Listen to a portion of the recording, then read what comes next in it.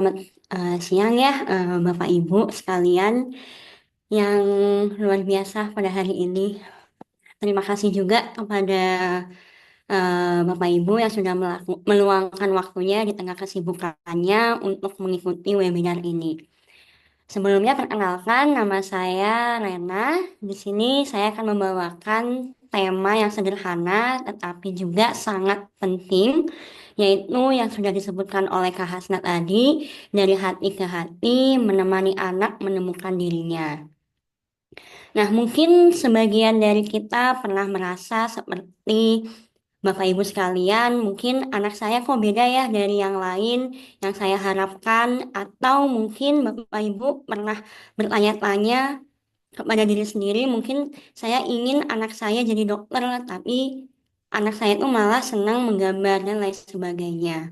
Nah, pertanyaan-pertanyaan tersebut itu sangat wajar ya Bapak Ibu, karena sebagai orang tua pasti ingin anaknya ini apa ya, menjadi sukses, punya masa depan yang cerah. Tetapi kita kadang lupa gitu ya, bagaimana cara kita menunjukkannya justru menjadi tekanan buat anak kita. Nah, hari ini kita akan belajar bagaimana menemani anak bertumbuh sesuai jati dirinya, bukan sesuai ekspektasi kita, dan kita akan berbicara dari sisi orang tuanya, bukan secara teknis tes atau akademik, tapi bagaimana sikap kita menjadi kunci utama untuk anak eh, yang baik di masa depannya. Boleh dari operator mungkin dibantu untuk share screen materinya.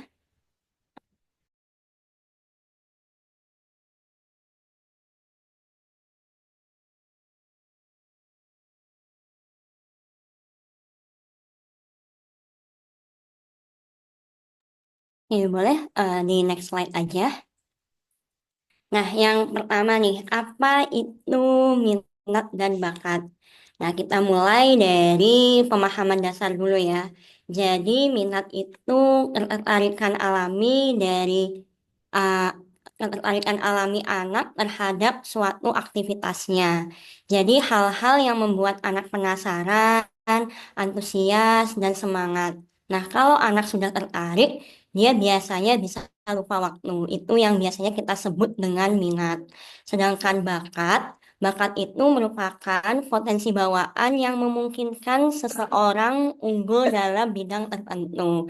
Nah, biasanya kemampuan alami ini yang membuat anak lebih cepat untuk menguasai sesuatu dibandingkan dengan anak-anak lainnya. Tapi ingat ya Bapak Ibu sekalian bahwa apa ya namanya, minat dan bakat itu nggak harus muncul secara bersamaan. Bisa jadi anak kita ini punya bakat, tapi belum tentu minat. Atau dia malah minat, tetapi harus perlu diasah secara terus-menerus supaya jadi unggul. Jadi kita nggak bisa memaksakan anak kita untuk berkehendak sesuai mau kita gitu. Jadi apa namanya, balik lagi ya, namanya minat dan bakat itu nggak harus munculnya bersamaan. Jadi bisa aja anak kita ini punya bakat tapi belum tentu minat. Tapi ketika anak kita punya minat dan itu kita bisa asah gitu supaya apa? Supaya bisa menjadi bakat dan anak bisa terus unggul di dalam bidang yang mereka mau. Nah, boleh di next slide. Nah, di sini juga ada teori-teori pendukungnya ya. Salah satu teori yang paling terkenal itu yang pertama ada dari Howard Gardner, seorang psikolog pendidikan. Nah, beliau itu memperkenalkan konsep multiply intelligence. Jadi, di sini anak itu bisa cerdas dalam berbagai hal. Bisa melalui musik, logika, bahasa, gerak, visual, interpersonal, dan lain sebagainya. Nah, Howard ini juga menjelaskan bahwa anak tidak hanya cerdas dalam satu jenis, seperti yang saya sudah sebutkan tadi, misalnya hanya matematika atau bahasa saja. Tetapi Howard ini menjelaskan ada 8 jenis kecerdasan. Yang pertama ada kecerdasan secara logika matematis, lalu yang kedua ada kecerdasan secara linguistik atau bahasa, Yang ketiga ada kecerdasan secara musik. Yang keempat ada kecerdasan secara kinestetik atau gerak tubuh. Yang kelima ada kecerdasan secara visual spasial. Yang keenam ada kecerdasan secara interpersonal atau sosial. Yang ketujuh ada kecerdasan secara intrapersonal, bagaimana dia memahami akan dirinya. Dan yang terakhir ada kecerdasan naturalistik, bagaimana kecerdasan itu yang dibawakan oleh dirinya sejak lahir. Nah, jadi kalau anak kita lebih suka menari misalnya daripada mengerjakan soal matematika, itu bukan berarti dia bodoh. Mungkin dia lebih suka mengekspresikan atau menunjukkan kecerdasannya itu melalui gerak tubuhnya. Jadi kan anak-anak itu juga ada porsinya masing-masing. Kalau mereka lebih suka matematika, ya berarti memang dia sukanya berhitung dan lain sebagainya. Kalau dia sukanya olahraga, ya berarti memang dia kecerdasannya ada pada kinestetiknya atau gerak tubuhnya. Lalu yang kedua, ada teori dari John Holland. John Holland ini ada tentang tipe kepribadian atau yang biasa kita sebut dengan Riasek.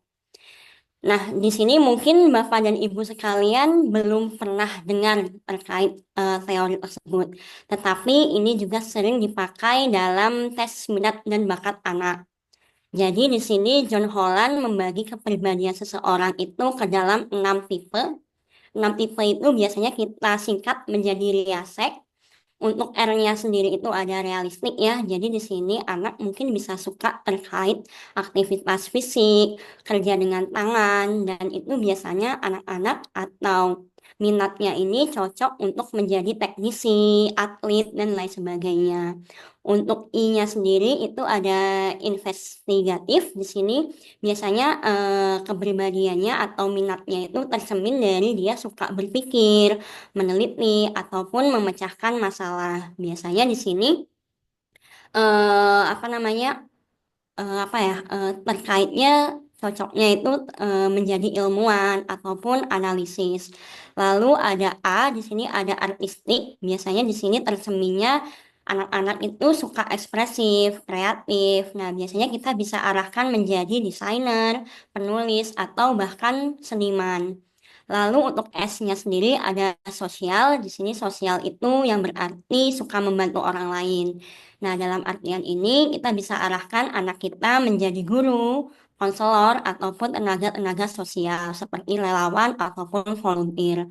Untuk E sendiri ada enterprising. Di sini adalah tentang berjiwa wirausaha dan cocok banget kita bisa mengarahkan anak kita menjadi pengusaha ataupun politisi. Dan yang terakhir ada konvensional. Di sini konvensional itu adalah tipe kepribadian yang suka keteraturan. Di sini biasanya lebih cocok kepada bidang administrasi, keuangan yang membutuhkan keteraturan. Nah, ya seperti yang kita tahu, kalau untuk yang John Holland sendiri atau Riasek ini memang harus melalui tes minat bakat biar kita bisa tahu nih anak kita masuk ke arah yang mana gitu ya. Bisa dari apakah dia sukanya aktivitas fisik ataupun dia suka meneliti atau bahkan dia berkreasi, berkreatif, menjadi seniman dan lain sebagainya. Untuk yang tipe untuk yang teori John Holland ini memang membutuhkan tes minat bakat dari seorang ahli yaitu psikolog. Jadi intinya Bapak Ibu, anak kita itu nggak harus jago di semua bidang, tetapi kita bisa arahkan supaya mereka bisa bersinar di bidang tertentu. Boleh di next? Oke, untuk selanjutnya kita akan membahas ya di sini kita akan membahas bukan untuk menyalahkan, tetapi sebagai refleksi bersama. Biasanya apa saja sih kesalahan umum yang sering dilakukan oleh orang tua saat ingin mengenali atau mengarahkan minat dan bakat anak?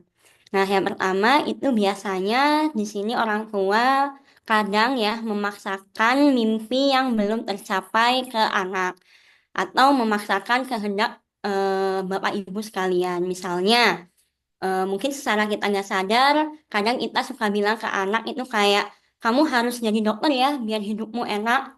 atau kamu harus jadi PNS biar hidup kamu terjamin dan lain sebagainya. Padahal yang kita tahu anak kita tuh nggak suka di bidang tersebut atau anak kita kalau disuruh jadi dokter sebenarnya mereka ini takut sama darah gitu ya dan lebih tertarik ke musik misalnya seperti itu. Lalu yang kedua adalah yang paling sering biasanya yang kita temukan yaitu membandingkan anak dengan saudara atau anak teman atau tetangga dan lain sebagainya. Biasanya kita secara nggak sadar atau secara spontan juga suka bilang ya ke anak kita kayak misalnya coba tuh lihat kakak kamu rajin belajar nilainya bagus atau coba itu lihat anaknya bu ini bu itu bisa aja ranking kok kamu nggak bisa ranking sih. Nah, akibatnya apa? Ya, akibatnya ya anak merasa cukup tidak baik. Anak akan merasa kurang terus gitu di mata orang tua. Lalu yang ketiga, itu biasanya orang tua hanya mendukung minat yang populer. Misalnya seperti sains, dokter, ataupun coding. Bukan yang otentik dari anak. Misalnya menggambar, merakit mainan, dan lain sebagainya. Nah, biasanya kayak gitu tuh kita bisa lihat ya kalau misalnya anak anak kita itu sering senang menggambar, tetapi kadang orang tua itu suka bilang itu hobi aja, jangan dianggap terlalu serius. Padahal dari menggambar ya kasarannya juga bisa menghasilkan penghasilan gitu. Apalagi di era zaman yang sekarang yang kebanyakan menggunakan AI ya. Masih banyak kok orang-orang yang mau menghargai karya tangan sendiri gitu daripada menggunakan AI gitu. Padahal minat-minat yang sepele itu yang terlihat padahal minat yang terlihat sepele itu bisa apa ya? Bisa menjadi peluang atau pintu menuju karir yang luar biasa di masa depan. Jadi untuk Bapak Ibu sekalian, mungkin kalau bisa jangan remehkan passion anak. Nah, ketika kita apa ya namanya kayak yang mengucapkan kata-kata yang membuat anak down atau anak menjadi kehilangan motivasinya dan lain sebagainya, itu juga akan ada dampak psikologisnya. Mungkin dampak psikologisnya itu yang pertama, anak ini merasa tidak cukup baik. Jadi dia akan merasa harga dirinya rendah. Dan setelah itu ketika anak memiliki harga diri yang rendah atau merasa tidak dihargai, anak ini akan merasa tidak memiliki kendali atau kehilangan motivasinya sendiri. Nah, jadi sebisa mungkin sebagai orang tua, Bapak Ibu sekalian, mulailah menggunakan afirmasi atau kata-kata yang positif kepada anak guna untuk meningkatkan motivasinya agar dia juga bisa semangat gitu ya dalam meraih cita-citanya atau menentukan minat dan bakatnya itu apa. Oke, boleh di next. Oke, selanjutnya di sini kita akan masuk kepada tahap yaitu bagaimana sih kita sebagai orang tahu bisa tahu nih minat dan bakat anak itu seperti apa. Ada banyak beberapa cara atau banyak stepnya yang bisa kita bahas bersama-sama pada kesempatan kali ini. Yang pertama itu ada observasi atau pengamatan. Ini bisa dilakukan di rumah ya. Yang pertama ada observasi, yaitu kita bisa nih memperhatikan aktivitas anak saat sedang bebas. Jadi kita bisa melihat nih ketika apa yang dia lakukan tanpa diminta itu dia sedang ngapain. Lalu apa yang membuat dia bertahan lama tanpa bosan? Lalu saat diberi waktu luang itu dia lebih memilih untuk merakit mainan ataupun menggambar atau ngutak-ngatik komputer itu bisa kita lakukan dengan observasi, mengamati kegiatan anak di rumah. Nah, jawaban-jawaban itulah yang memberi petunjuk besar untuk kita tahu apa sih minat dan bakat anak. Lalu yang kedua, beri kesempatan eksplorasi. Nah, di sini biasanya anak butuh waktu untuk mencoba berbagai hal sebelum tahu mana yang paling disukai.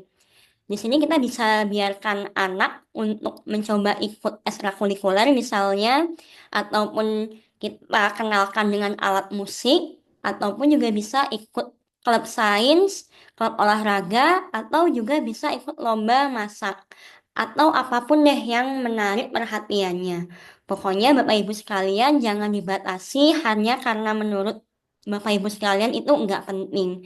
Jangan seperti itu, karena hal-hal kecil itulah yang bisa mengarahkan anak untuk menemukan minat dan bakat mereka.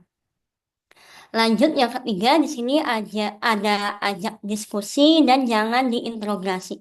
Interogasi. Di sini Bapak Ibu sekalian mungkin ketika anak menyampaikan pendapatnya atau anak menyampaikan maunya, biasanya kita selalu sela atau kayak nggak setuju gitu dengan maunya anak. Di sini biasanya kita bertanya kepada anak itu ya, biasanya kayak kamu mau jadi apa nanti, atau ayah ibu nggak setuju kalau kamu jadi itu.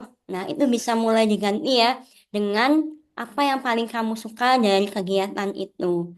Atau kamu merasa bangga nggak kalau waktu berhasil bikin itu. Nah, dengan bertanya seperti itu, kita bisa membantu anak untuk mengenali dirinya lebih dalam. Nah, lanjut yang keempat.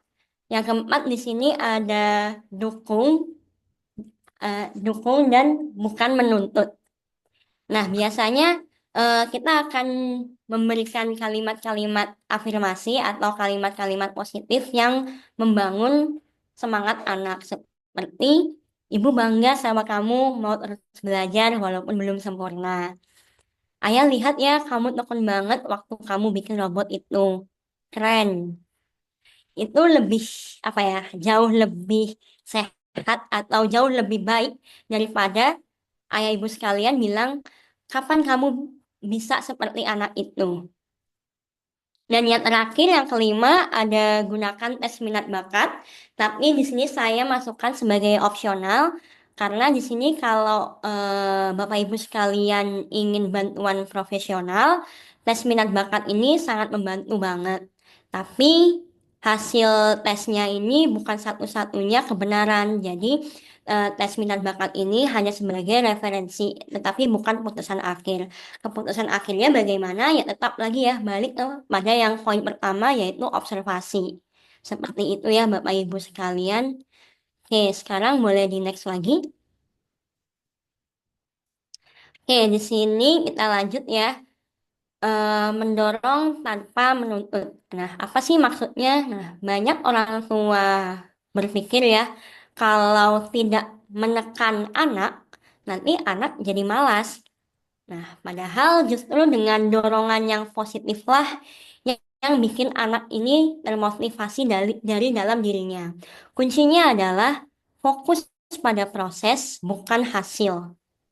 Biasanya apa ya, kalimat-kalimat yang bisa disampaikan kepada anak itu bisa berupa, Ibu lihat kamu berusaha ya, itu yang penting. Atau ayah bangga nih sama kamu gak menyerah walaupun yang kamu kerjakan itu susah. Jadi kita itu nggak hanya fokus pada nilai, ranking, atau piala, atau apapun penghargaan anak, tapi anak bisa tumbuh itu hanya untuk memenuhi harapan, bukan karena mereka senang melakukannya. Jadi kita harus apa ya, dalam teori psikologi juga, bisa di next. Dalam dalam teori psikologi juga seperti yang sudah dibahas webinar kemarin, ini juga menyangkut bahasan kita hari ini, yaitu saya mengambil salah satu gaya parenting yang relevan atau gaya mendidik yang disebut dengan authoritative parenting dari tokoh Baumrin, yang artinya orang tua memberikan aturan yang struktur, yang jelas, tetapi hangat dan mendengarkan suara anak. Jadi walaupun apa ya namanya, kita tetap apa ya menerima masukan dari anak, tetapi kita juga bisa gitu ya memberikan aturan atau struktur yang jelas biar anak juga nggak salah jalan gitu. Oke, bisa di next lagi. Mungkin sebagai contoh dan refleksi kita pada kesempatan hari ini, yaitu di sini ada sebuah cerita ya, sebuah cerita tentang ada seorang anak laki-laki, dia itu orangnya pemalu dan tidak terlalu menonjol di pelajaran. Tapi dia itu suka sekali mengutak-atik barang bekas, dari kabel rusak, motor mainan, sampai botol air mineral.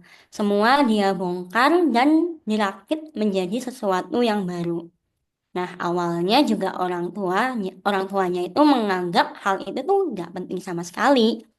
Tapi setelah itu orang tuanya memberi ruang dan orang tuanya memuji anak tersebut dan akhirnya anak tersebut itu tumbuh dengan rasa percaya diri. Dan sekarang dia juga udah kuliah ya, sesuai dengan passionnya, sesuai minat dan bakatnya di jurusan teknik, dan dia juga berkarya mewakili beberapa perlombaan termasuk di tempat kuliahnya ataupun universitasnya. Boleh di next? Oke, mungkin Bapak Ibu sekalian yang saya hormati di sini, anak kita itu bukanlah kertas kosong yang kita tulisi sesuai keinginan kita. Mereka adalah benih yang perlu kita rawat, kita sirami, kita beri sinar kasih sayang supaya tumbuh menjadi pohon yang kuat dan berbunga sesuai dengan caranya sendiri. Menemani anak menemukan minat dan bakatnya itu bukan soal hasil yang instan, tetapi soal kesabaran, pengamatan, dan dukungan yang tulus. Di sini juga saya mengambil kata yaitu jangan menuntut anak menjadi versi ideal di kepala kita. Dukung mereka menjadi versi terbaik dari dirinya sendiri. Mungkin itu saja yang bisa saya sampaikan pada kesempatan kali ini terkait minat dan bakat. Terima kasih juga kepada Bapak Ibu sekalian yang telah mendengarkan. Mari kita menjadi orang tua yang menemani dan bukan mendikte. Akhir kata, saya ucapkan terima kasih. Saya kembalikan lagi kepada Kak Hasna. Oke, baik. Terima kasih banyak kepada Kak Rena atas pemaparan materi yang menarik dan informatif ini. Sekarang kita akan masuk ke sesi tanya jawab. Jadi bagi para peserta yang ingin bertanya, silahkan tuliskan pertanyaannya di kolom chat atau gunakan fitur raise hand. Lalu saya akan membantu mengarahkan pertanyaan kepada pemateri. Bagi para peserta, dipersilahkan.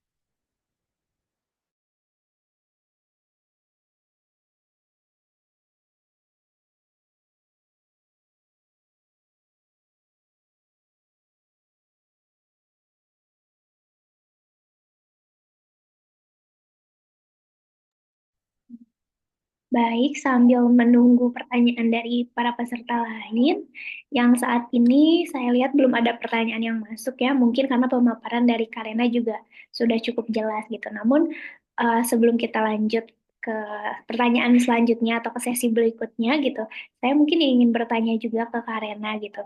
Bagaimana sih cara terbaik bagi orang tua untuk menyadari kalau mereka tuh secara tidak sadar juga memaksakan ambisinya kepada anak?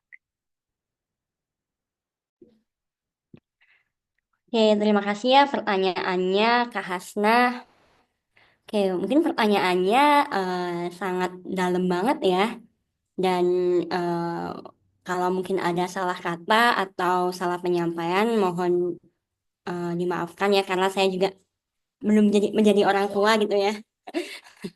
Jadi sebenarnya salah satu cara yang paling simpel untuk tahu apakah kita tanpa sadar nih maksa anak itu memaksakan kehendak atau kepada anak itu dengan balik lagi ya dengan refleksi, dengan nanya ke diri sendiri. Ini buat anak atau buat saya gitu ya.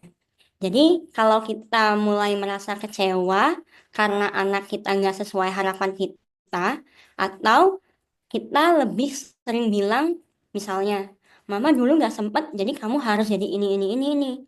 Nah, itu bisa jadi sinyal kalau ambisi pribadi kita itu mulai masuk ke ranah anak. Jadi di situ tanda-tandanya apa ya, tanda-tanda kalau kita memaksakan gitu ya kepada anak. Tanda lainnya juga bisa dilihat ya dari cara kita ngobrol dengan anak, itu lebih sering ngomongin nilai, prestasi, atau ngomongin kesukaan anak. Karena kadang kita niatnya baik, tetapi keinginan kita terlalu besar sampai anaknya nggak kelihatan nih maunya apa. Gak apa-apa kok kalau memang Bapak Ibu sekalian pernah merasa begitu. Namanya orang tua juga pasti belajar gitu ya. Yang penting kita mau refleksi dan pelan-pelan belajar apa ya? Belajar mendengarkan anak ini maunya apa. Pokoknya ketika anak mengungkapkan keinginannya, sebisa mungkin kita dengarkan dulu, baru kita arahkan. Jangan langsung dijudge begitu saja. Mungkin itu sih Kak Hasna yang bisa saya sampaikan. Mohon maaf ya kalau misalnya masih ada salah atau kurangnya. Terima kasih. Baik, karena jadi mungkin cara terbaiknya yang pertama itu refleksi diri gitu ya. Mm-mm. Apakah itu tuh sebetulnya benar-benar keinginan anak atau justru sebetulnya keinginan kita yang dipaksakan ke anak. Terus juga mungkin dari cara belajar atau komunikasinya diperbaiki lagi gitu, direfleksikan lagi apakah memang sudah bisa diterima oleh anak atau justru persepsinya berbeda gitu antara orang tua dan anak gitu. Nah, mungkin di sini sudah masuk eh, beberapa gitu. Ada dari, mungkin boleh dari Kak Dewi, Mbak Dewi mungkin yang ingin bertanya, dipersilahkan.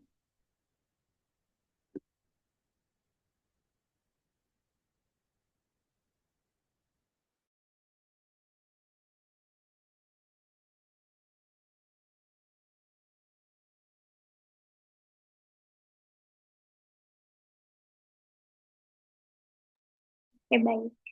Pertanyaan dari Mbak Dewi itu bagaimana mengetahui anak kita sakit mental di usia 20 tahun dan beliau gantung diri kemarin. Oh, ini anak ceritanya anak saudara gitu. Hmm. Hmm. Jadi eh, bagaimana cara mengetahui apakah anak kita ini mengalami sakit mental atau tidak gitu ya. Usia anaknya sekitar 20 tahunan, kemudian juga beliau kemarin melakukan gantung diri yang mana ini pengalaman dari Mbak Dewi gitu. Mungkin bisa dijelaskan oleh Kak Rena gitu terkait dengan gimana sih caranya mengetahui bahwa anak ini tuh sebetulnya memiliki sakit mental atau kondisi-kondisi tertentu gitu.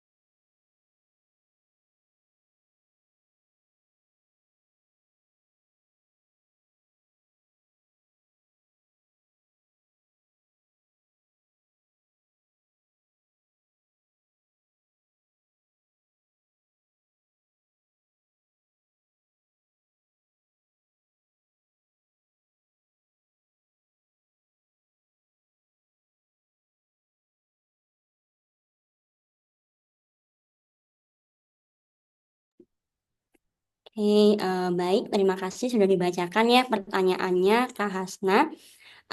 Sebelumnya untuk pertanyaannya tadi, eh intinya bagaimana kita bisa tahu kalau anak atau orang terdekat kita sedang sakit mental. Nah, pertanyaan tersebut itu sangat wajar muncul ya setelah kejadian yang sudah menimpa salah satu audiens kita pada hari ini. Dan mungkin juga ada rasa bersalah, kayak pertanyaan, kenapa kami nggak tahu apakah kami kurang peka atau dan lain sebagainya, itu juga sangat wajar dan sangat manusiawi gitu. Tetapi yang perlu ditekan di awal itu tidak semua tanda bisa dikenali dengan mudah, bahkan orang-orang terdekat sekalipun. Nah, mungkin untuk menjawab dari jawaban pertanyaan tersebut, memang Sebenarnya saya belum punya wewenang untuk menjawab pertanyaan tersebut karena batasan saya masih belum sampai ke sana. Tetapi mungkin bisa diambil untuk beberapa tanda yang kadang muncul, tetapi tidak selalu terlihat. Mungkin biasanya di sini anak menjadi lebih menarik diri, jarang cerita, dan menghindar ataupun menghindar dari interaksi gitu. Lalu juga ada perubahan drastis. Mungkin kalau bisa dilihat dari pola tidur, makan, atau moodnya itu gimana nih. Lalu biasanya kalimat-kalimat pesimis yang suka terdengar gitu. Kayak nggak kayak kode sebenarnya kayak nggak ada gunanya hidup di sini, pengen capek nih hidup kayak gini terus. Terus juga kehilangan minat terhadap hal-hal yang biasanya disukainya. Tapi biasanya nggak semua orang menunjukkan tanda-tanda itu dengan jelas. Ada juga yang tetap tersenyum, tetap sekolah, tetap kuliah, ataupun terlihat baik-baik saja sampai akhirnya memilih jalan tersebut. Nah, mungkin kurang lebih untuk jawaban yang bisa saya kasih atau saya sampaikan hanya berupa itu saja. Karena memang dari sayanya memang eh, apa ya memang belum ada wewenang untuk menjawab hal demikian dan kita tidak bisa mengubah apa yang sudah terjadi gitu. Tapi kita bisa belajar untuk lebih peka terhadap tanda-tanda psikologis yang sudah tadi saya sebutkan. Kita juga bisa mulai dengan komunikasi yang terbuka, dukungan tanpa menghakimi, dan akses terhadap bantuan yang profesional, contohnya psikolog, yang bisa menyelamatkan nyawa. Kurang lebih seperti itu yang bisa saya sampaikan. Terima kasih. Saya kembalikan lagi kepada Kak Hasna.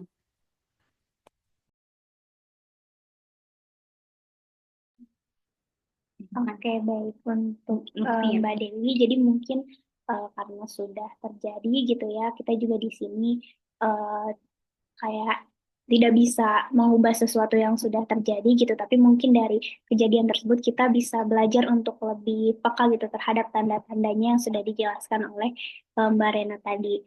Kemudian untuk pertanyaan selanjutnya, yaitu pertanyaan dari Mbak Lutfi. Yang pertama itu, jika orang tua kurang berkeluasaan dalam pendanaan, bagaimana orang tua bisa memberikan wadah eksplorasi seluas-luasnya pada anak? Kemudian untuk pertanyaannya, yang kedua yaitu, sampai usia berapa hal-hal yang tadi itu bisa diterapkan kepada anak?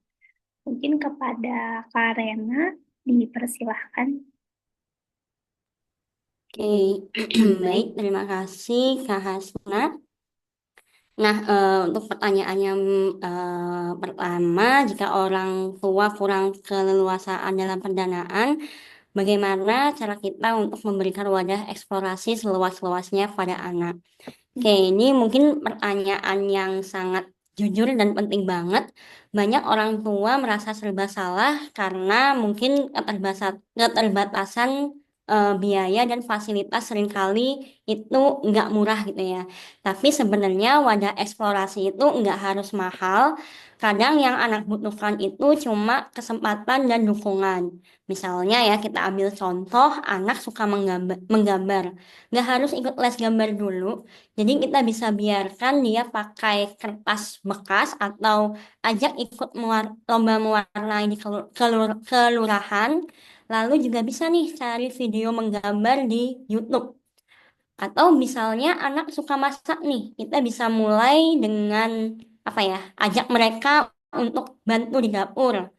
Bagaimana cara memakai bahan-bahan dari dapur itu gimana? Atau anak sukanya olahraga, ya kita bisa ajak main mereka di lapangan dekat rumah. Jadi nggak harus ikut klub yang membutuhkan biaya besar gitu. Yang paling penting adalah kita sebagai orang tua itu anak merasa diperbolehkan untuk mencoba. Bukan soal besar kecilnya fasilitas, tetapi besar kecilnya dukungan kita sebagai orang tua. Dan sekarang juga banyak kok program gratis ya dari beberapa sekolah, komunitas, bahkan online. Jadi yang terpenting itu adalah ciptakan ruang untuk mencoba, bukan sempurna. Itu untuk pertanyaan yang pertama. Lalu yang kedua, sampai usia berapa hal-hal tadi bisa diterapkan kepada anak? Nah, ini juga merupakan pertanyaan yang bagus banget. Jawabannya satu, nggak ada batasan usia yang pasti. Tapi masa emas eksplorasi anak itu dimulai sejak usia dini atau usia balita sampai remaja awal. Tapi bukan berarti kalau anak sudah masuk SMP atau SMA, kita nggak bisa mendampingi gitu. Banyak anak justru ketemu minatnya pas SMP atau SMA atau bahkan setelah kuliah. Dan itu sama sekali nggak masalah. Karena yang penting bukan kapan dia tahu minatnya, tapi bagaimana dia merasa didukung waktu dia mulai mencari. Kita sebagai orang tua tetap bisa mendampingi kapanpun, asal kita mau terbuka dan kasih ruang. Bahkan untuk anak usia dewasa, dukungan emosional dan validasi dari orang tua tetaplah yang terpenting. Jadi kurang lebih seperti itu yang bisa saya sampaikan. Saya kembalikan lagi kepada Kak Hasna. Baik, terima kasih Kak Rena atas jawabannya. Jadi untuk keterbatasan pendanaan ini sebetulnya bukanlah akhir dari proses eksplorasi dari anak gitu ya. Sebetulnya dengan dukungan emosional juga aktivitas dan pemanfaatan sumber daya lain kayak misalnya orang tua bisa tetap memberikan anak kesempatan eksplorasi yang lebih bermakna dan membentuk karakter anak gitu. Jadi bukan hanya soal dari pendanaan. Kemudian untuk batasan usia itu sebetulnya tidak ada, tapi mungkin untuk usia emas dari perkembangan anak itu dimulai dari usia balita hingga SMP atau SMA gitu. Jadi remaja-remaja antara SMP atau SMA. Baik, mungkin kita lanjut ke pertanyaan selanjutnya. Untuk pertanyaan selanjutnya dari Mbak Yeni, bagaimana cara menghadapi anak laki-laki yang menurut saya terlalu baik gitu, agak cengeng dan rawan dibully? Baik, kepada Kak Rena dipersilahkan untuk memberikan jawaban. Oke, baik. Terima kasih kepada Kak Hasna. Intinya pertanyaannya itu cara menghadapi anak laki-laki yang terlalu baik, agak cengeng dan rawan dibully. Oke, nah di sini apa ya? Mungkin apa ya? Mungkin kita sebagai orang tua memiliki stereotip yaitu apa ya? Anak cowok itu pasti apa ya? eh, nggak boleh nangis, nggak boleh ini, nggak boleh itu dan lain sebagainya. Tapi di sini kita bisa lihat dari beberapa sudut biar kita bisa mencoba atau membantu hadapi ini dengan lebih tenang dan mendukung anak tanpa membuat dia merasa salah pada dirinya sendiri. Yang pertama itu anak laki-laki yang sensitif itu bukan masalah. Itu adalah suatu kelebihan. Jadi kalau anak Bapak Ibu sekalian mempunyai empati yang tinggi, mudah tersentuh, dan cenderung baik banget, itu artinya dia memiliki kekuatan emosional yang luar biasa. Jadi dunia memang butuh laki-laki yang bisa peka, bisa mengerti perasaan orang lain, dan bukan cuma kuat secara fisik atau dominan. Tapi memang di masyarakat kita kadang anak seperti ini, khususnya laki-laki, dianggap lemah, dan ini yang perlu kita bantu ubah pelan-pelan dari rumah. Yang kedua, kita bisa validasi dulu atau kita bisa validasi dulu lalu ajarkan daya tahan. Nah, maksudnya di sini kadang kita sebagai orang tua dengan niat baik langsung bilang secara nggak sadar, kamu jangan cengeng dong, cowok itu harus kuat. Tapi hal tersebut itu bisa bikin anak merasa, berarti aku nggak boleh sedih dong. Berarti aku salah nih jadi aku. Padahal justru dari perasaan itulah yang apa ya kita bisa masuk itu ke anak. Jadi kayak Bapak Ibu sekalian bisa memvalidasi perasaan anak seperti eh apa namanya kayak mama mama papa lihat kamu tuh orangnya lemah lembut dan peduli dan itu bagus loh. Tapi kita juga perlu belajar supaya kamu tetap berdiri kuat kalau ada orang yang nggak baik sama kamu. Mama papa akan coba bantu. Jadi kita bukan menolak perasaannya, tapi lebih membantu dia untuk mengolah dan memperkuat diri tanpa mengubah jati dirinya. Yang ketiga, ajarkan keterampilan sosial dan keberanian secara pelan-pelan. Contoh yang bisa dilatih bareng adalah kita bisa ajarkan untuk berani bilang tidak saat dia merasa tidak nyaman. Lalu yang kedua, cara merespon ejekan yang apa ya, tenang tapi tetap tegas. Dan yang terakhir, meningkatkan rasa percaya diri lewat aktivitas yang dia sukai. Jadi misalnya kalau dia suka seni, musik, olahraga, dan robotik, mungkin kita bisa ajarkan mereka lewat situ.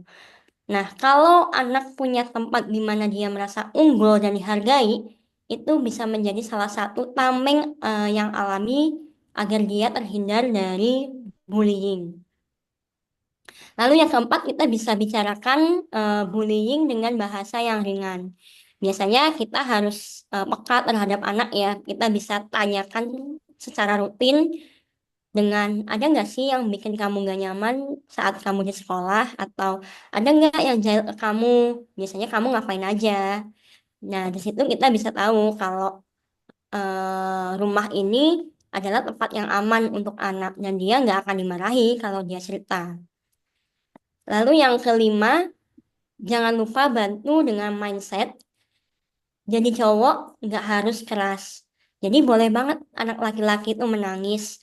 Boleh banget mereka halus, sensitif, mungkin suka hewan atau suka cerita. Itu tidak membuat mereka kekurangan laki-lakinya pada dirinya. Justru dunia sekarang lagi butuh cowok yang atau membutuhkan laki-laki yang punya hati gitu. Nggak cuma otot doang gitu yang dipakai.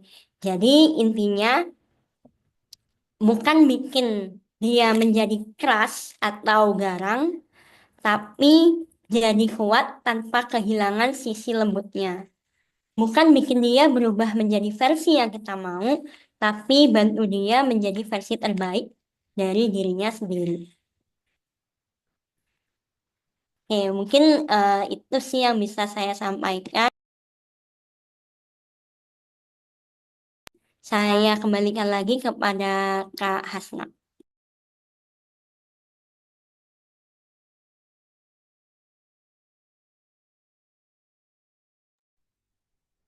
Baik, terima kasih Karena atas penjelasannya. Jadi, eh, terkait dengan cara menghadapi anak laki-laki yang menurut saya terlalu baik, agak cengeng, dan rawan dibully itu sebetulnya memang anak laki-laki itu bukan berarti harus garang gitu ya kalau kata Karina tadi. Tapi eh, kita sebagai orang tua bisa membentuk anak laki-laki kita itu menjadi kuat walaupun tanpa harus kehilangan sisi lembutnya gitu. Jadi bukan berarti kita harus merubah dia menjadi versi yang kita mau, tapi mungkin bisa dibantu dia untuk jadi versi terbaik dari dirinya sendiri gitu.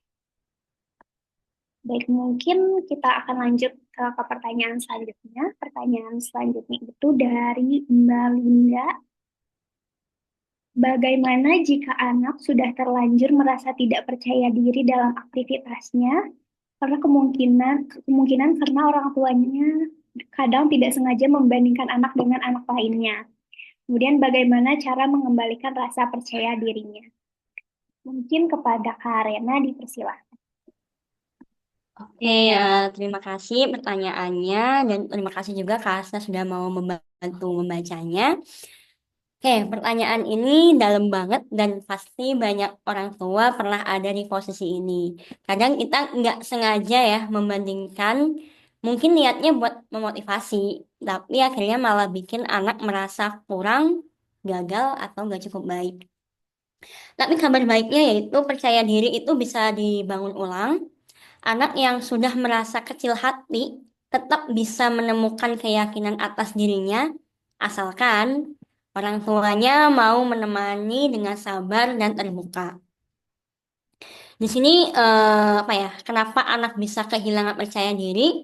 Karena setiap kali dibandingkan, anak akan pelan-pelan merasa aku ini nggak sebagus dia. Nah, mama papa ini lebih suka anak orang daripada aku. Dan aku tuh nggak akan bisa ngebanggain kedua orang tua aku. Nah, makin lama, akhirnya dia takut mencoba gitu. Bukan karena nggak mampu, tapi karena takut gagal dan ngerasa nggak dihargai ataupun nggak diterima. Nah, cara mengembalikan rasa percaya diri kepada anak, yang pertama, yang paling penting adalah mulai dari mengakui. Kadang yang paling menyembuhkan bukan nasihat yang panjang, tapi kalimat yang seperti misalnya ya, maaf ya, dulu mama papa atau ayah ibu pernah membandingkan kamu. Waktu itu ibu nggak sadar kalau itu bikin kamu sedih. Tapi sekarang ibu belajar dan ibu mau lebih mendengarkan kamu. Nah, kalimat kayak gitulah yang bisa menjadi obat hati buat anak karena dia merasa dilihat dan didengar gitu.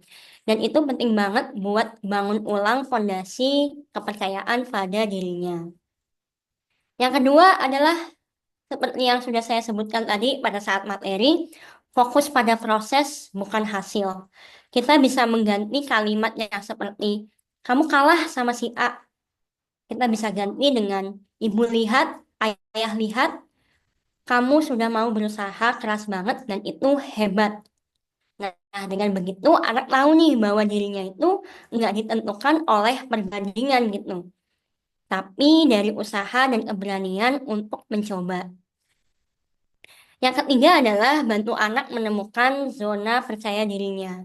Kita bisa ajak mereka untuk eksplorasi hal-hal yang kecil yang dia suka atau lumayan bisa, nggak usah langsung yang besar. Misalnya seperti tadi ya, anak suka menggambar, ya kita beri pujian terus atas hasilnya meskipun sederhana. Anak suka membuat mainan atau anak suka mengutak-atik barang menjadi suatu hal yang baru, ya udah kita biarkan aja dia cerita tentang hasil buatannya, hasil karyanya. Begitu anak mulai merasa aku bisa nih di hal ini, nah kepercayaan dirinya ini akan pelan-pelan tumbuh dari situ. Yang keempat, berikan afirmasi yang jujur, bukan pujian yang kosong. Alih-alih alih-alih hanya bilang kamu keren. Jangan gitu doang gitu, jangan hanya sebatas itu. Coba kayak tambahkan alasan yang konkret gitu, kayak kata-kata yang membuat hati anak itu senang seperti ibu bangga nih sama kamu karena kamu tetap mau tampil walaupun kamu masih ada grogi-groginya gitu. Dan itu adalah anak hebat gitu ya, anak yang berani gitu. Nah, biasanya pujian yang spesifik ini dan tulus jauh lebih membangun daripada hanya yang bersifat umum ataupun singkat kayak kamu keren gitu.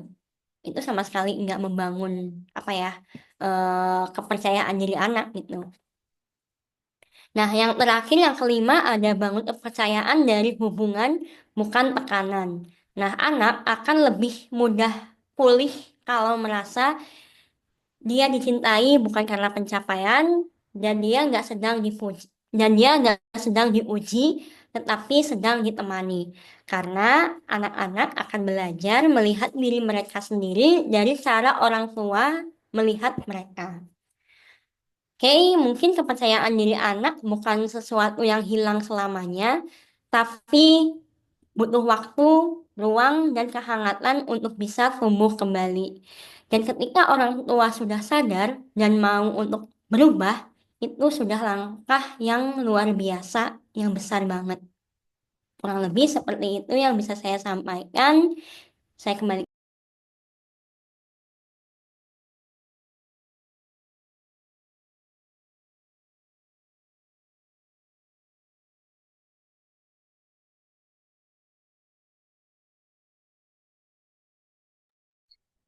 Baik, terima kasih kepada Kak Rena. Jadi mungkin untuk poin utama dari gimana sih cara ngembaliin rasa percaya diri anak gitu yang sudah kayak terlanjur ngerasa nggak percaya diri. Yang pertama tadi mulai mengakui gitu, kemudian juga lebih fokus pada proses dari anaknya bukan dari hasil akhirnya gitu. Kemudian juga bantu anak menemukan zona percaya dirinya kembali gitu. Jadi mungkin kita juga perlu tahu mengeksplor hal-hal kecil yang menjadi kesukaan dari anak kita masing-masing. Kemudian juga sering-sering memberikan afirmasi secara jujur, memberikan pujian-pujian gitu. Dan yang terakhir yaitu membangun kepercayaan dari hubungan gitu. Jadi bukannya memberikan tekanan, tapi lebih ke memberikan dukungan sehingga anak itu berasa lebih dicintai. Baik, sepertinya eh, belum ada pertanyaan lagi gitu. Nah, mungkin dari tadi juga udah terlihat gitu ya antusias dari ayah dan bunda yang mengikuti webinar ini. Tapi mengingat waktu kita juga terbatas gitu, maka mungkin proses diskusinya kita cukupkan. Dari pemaparan Karena tadi kita jadi belajar gitu bahwa setiap anak itu unik dengan minat dan bakatnya masing-masing gitu. Jadi tugas kita sebagai orang tua itu bukan membentuk anak sesuai dengan keinginan kita, tapi lebih ke menemani mereka untuk menemukan dan mengembangkan potensi terbaik dari dirinya sendiri. Seperti yang diingatkan dalam materi tadi bahwa jangan paksa anak, tapi dampingi anak. Kemudian jangan bandingkan tapi pahami dan jangan fokus pada hasil tapi hargai prosesnya. Jadi kita sebagai orang tua bisa mendukung anak dengan penuh kasih sayang dan kepercayaan karena kita akan merasa diterima dan dihargai, maka anak juga akan tumbuh dengan lebih percaya diri, semangat dan menjadi versi terbaik dari dirinya sendiri. Mari kita bawa semangat baru gitu ya untuk lebih banyak mendengar, lebih banyak memahami dan lebih sabar dalam mendampingi perjalanan anak-anak kita. Oke. Em, Mungkin mengingatkan lagi untuk Bapak, Ibu, Ayah, Bunda yang mengikuti webinar ini, jika ingin terus belajar dan menambah wawasan, jangan lewatkan seminar spesial kami berikutnya, yaitu pada hari Sabtu tanggal 19 April 2025, yang bertempat di Universitas Jenderal Ahmad Yani, Fakultas Psikologi, dengan tema harmonisasi cinta pasangan suami istri. Jadi seminar ini tuh akan sangat cocok untuk pasangan suami istri yang ingin memperkuat keharmonisan dari keluarganya gitu. Tentunya dengan pendekatan Islami yang hangat dan aplikatif. Untuk pendaftarannya silahkan menghubungi ke keluarga cerdas. Kemudian untuk mendapatkan lebih banyak ilmu, kemudian juga tips parenting Islami serta konten inspiratif lainnya, jangan lupa untuk mengikuti media sosial kami di @keluarga cerdas untuk YouTube dan Instagram. Kemudian keluarga cerdas underscore official untuk TikTok. Jangan lupa like, subscribe, and share juga konten-konten kami agar semakin banyak keluarga yang mendapatkan manfaat dari konten-konten yang kami bagikan. Nah, sebelum acaranya benar-benar berakhir, em, untuk ayah bunda peserta sekalian, mari kita abadikan momen kebersamaan ini dengan sesi foto bersama. Oleh karena itu, mohon kepada seluruh peserta, ayah bunda, untuk menyalakan kamera agar kita dapat mengabadikan momen berharga ini.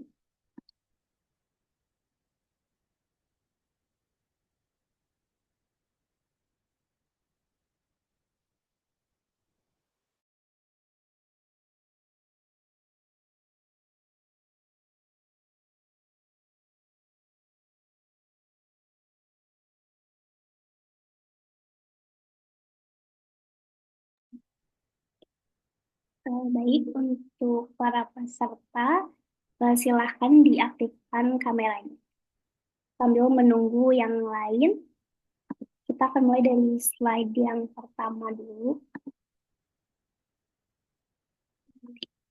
Satu, dua, tiga.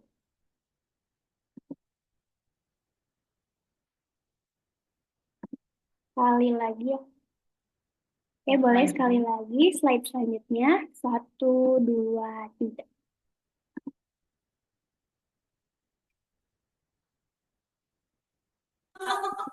Oke, baik. Terima kasih atas partisipasinya, Ayah Bunda semuanya.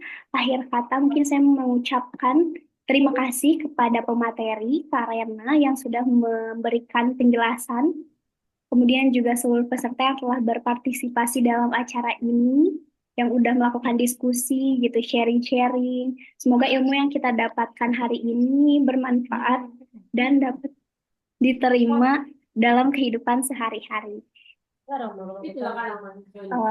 kasih Kita tutup. semuanya. Wassalamualaikum Kak. warahmatullahi wabarakatuh. Waalaikumsalam warahmatullahi wabarakatuh. Makasih ilmunya, Kak. Ini wajibnya sudah aku tengok orang ini di buku. Kalau nggak ada di tulisannya di buku dimarahi gitu. Kopi hitam pian. Assalamualaikum. Izin keluar. Lah, apa di buku? Kayaknya hampir mulai dari situ melu. Wih, jauhi cuma. Jauhi dia. Jauhi cuma. Bentar ada tulisan. Apa yang Sebelah kalian.